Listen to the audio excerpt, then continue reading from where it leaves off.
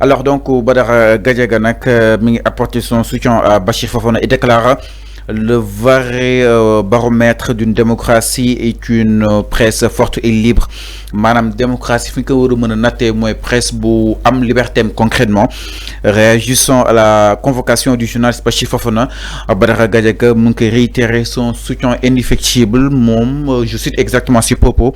J'apporte mon soutien total et sans équivoque au talentueux journaliste Bachir Fofana et à tous ses confrères hommes de presse qui risquent aujourd'hui leur liberté dans l'exercice de leur noble mission d'informer le public juste et vrai. D'après le célèbre chroniqueur de l'émission Jàkkaarloo bi sur la TFM, cette convocation de Bachir Fofana à la police est purement et simplement une entorse à la liberté de la presse, un pilier fondamental de la démocratie qui doit être protégé à fond.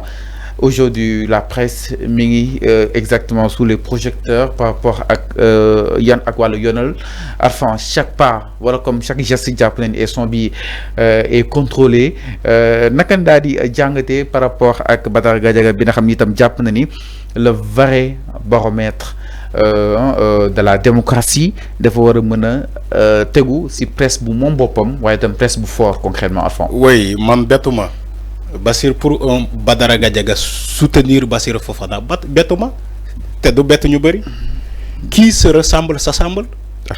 Non c'est ça dégg naa Badara Gadiaga di défendre di soutenir Bassir Fofana c'est normal en tant que acteur de la presse c'est normal. dégg naa Madiambal Diagne di soutenir c'est normal ñu ñëpp soutenir. non man bokkuma ci ñuy soutenir bokkuma man du ma soutenir fenn. ah ñu ngi soutenir. waaw d'accord. Moi, je ne suis pas ce journaliste-là qui soutient des mensonges. Je ne suis pas dans cette presse-là. Je ne suis pas d'accord. C'est notre confrère. Quand il distribue un discours diffamatoire ou basé sur des mensonges, il faut dire qu'il a fauté. C'est pas comme ça. D'où l'île de faire presse. D'où l'île de faire presse. Il ne faut pas encourager aux journalistes toujours dans ce lancer-là de donner de fausses informations. Après, vous nous convoqué, oui, on manifeste notre solidarité à le journaliste dit, d'accord, je suis d'accord que les journalistes doivent être solidaires. Mais un journaliste qui se démarque et qui n'est pas professionnel, qui donne des discours mensongers, il faut que la presse remet les points sur les i. Man lola gëm. Dis nga en dehors du métier, on est tous des croyants. En dehors du métier, on est tous des croyants, que ça soit un musulman, que ça soit un chrétien, on est des croyants. Te yalla dafa am lu mu wax ci religion bi ci walu mu fen baatu mensonge yalla bugu ko. C'est l'un des grands péchés dans l'islam. Ouais, on est journaliste même quand un confrère a menti. Si une information qui mën normale toute une institution, non nañ ko jappalé man bokuma ci ñooñu de man damay jappalé deug laay jappalé.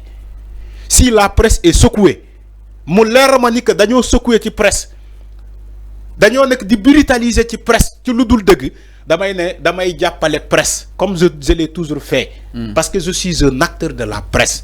Mais la presse n'est pas secouée jamono bi ni. C'est des journalistes qui donnent des discours mensongers. Malgré que Corée tëj ay portam 14 mois. Mais la presse est sous les projecteurs enfin quand même. Quoi qu'on puisse dire. Oui, d'accord. Financièrement, je suis d'accord. Mais on est dans le levier du mensonge. C'est là où je ne soutiens pas.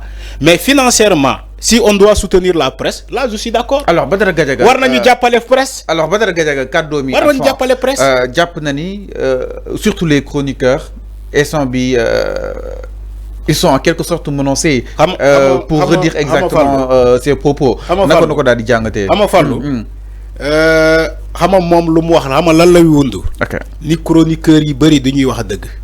Malheureusement. Oui. En d'autres termes, si les chroniqueurs sont en danger, parce que les chroniqueurs yoy war nañu xolaat sen bop. Man lola gëm deug rek. Mais libre d'expression. Non, la liberté d'expression n'a rien à voir avec le mensonge. Ça n'a rien à voir. La liberté d'expression n'a rien à voir avec un discours diffamatoire. C'est pas la même chose.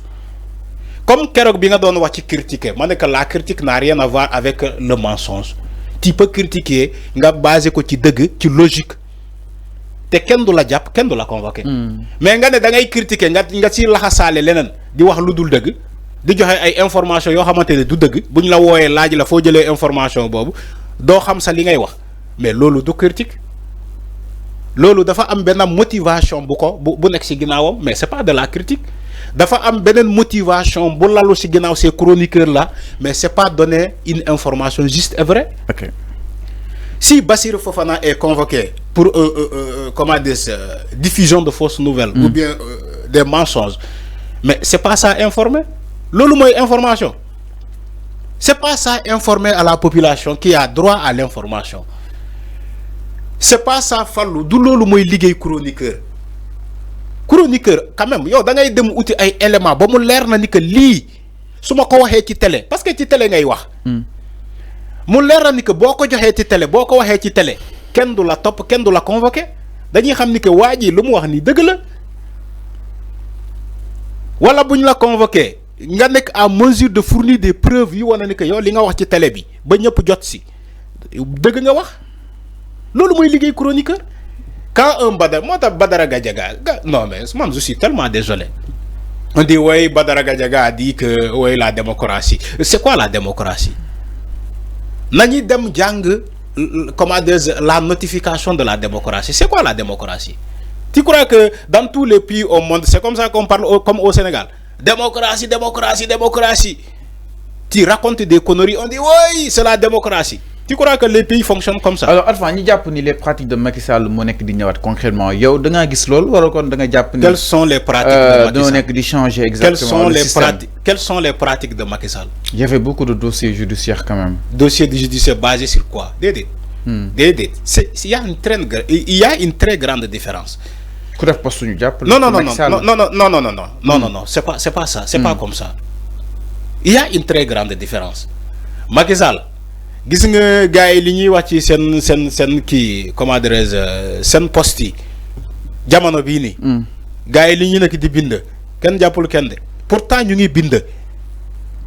Macky Sall avait une position politique de liquider un parti politique Pastef loolu kese la son agenda c'était ça yow da ngay dégg information bu ñu la jàppee ñu ne la première des choses. li ñuy xool sa téléphone la ñuy xool bu ñuy gisee photo Ousmane Sonko rek tu es bon y a des témoignages comme ça ici ci xale yi nekkoon kaso. am na xale yi may ne ni que man sax dañ ma laaj ndax Sonko man naa wax par force ni que Sonko moo ma yónni ñu bàyyi ma dégg nga information boobu wala déggoo ko ci ay témoignages ay nit taxaw ñu naan man gendarmerie bu ñu ma jàppee wala police bu ñu ma jàppee dañ ma doon laaj sama diggante ak Sonko ma ne leen man xaw ma Sonko ma musuma gis Sonko. ñu ne ma boo nee Sonko moo nekk ci ginnaaw moo la yónni ñu bàyyi la y a des informations comme ça.